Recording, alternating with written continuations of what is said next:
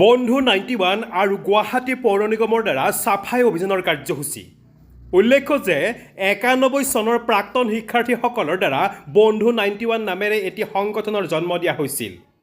সেই সংগঠনটোৱে আজি স্বচ্ছতা অভিযানৰ কাৰ্যসূচীটো ৰূপায়ণ কৰে কামৰূপ একাডেমী উচ্চতৰ মাধ্যমিক বিদ্যালয়ত। কাৰ্যসূচীত সংগঠনটোৰ কেইবাজন সদস্যই অংশগ্ৰহণ কৰে। গুৱাহাটী পৌৰ নিগমৰ পৌৰপতি মৃগেন শৰণীয়া উপস্থিত থাকে এই কাৰ্যসূচীত। নিউজ ডেস্ক ৰিপৰ্ট ইত্যাদি A to Z।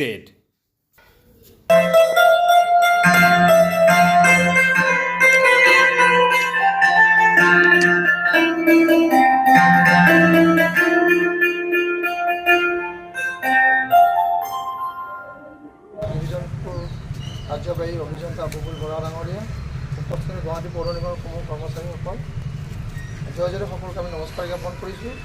বন্ধু 91 বিভিন্ন ধৰণৰ সামাজিক অনুষ্ঠান বা কাৰ্যসূচী গ্ৰহণ কৰি আহিছে। আজি সেই অনুষ্ঠানৰে আমি এক চিন্তা কৰিছোঁ, যিহেতু এই বিদ্যালয়ৰ আমি সকলো প্ৰাক্তন ছাত্ৰ, এই ছাত্ৰসকলৰ সজ্জনতে আমি বিদ্যালয়ৰ পৰিষ্কাৰ পৰিচ্ছন্নতা কৰাৰ কাৰণে আমি এক কাৰ্যসূচী গ্ৰহণ কৰিছোঁ গুৱাহাটী পৌৰ নিগমৰ সহযোগত। এই বিদ্যালয়ৰ যিখিনি আমাৰ চাফ চিকুণ কৰাৰ ব্যৱস্থা, আজি স্বচ্ছতা অভিযান আমি গ্ৰহণ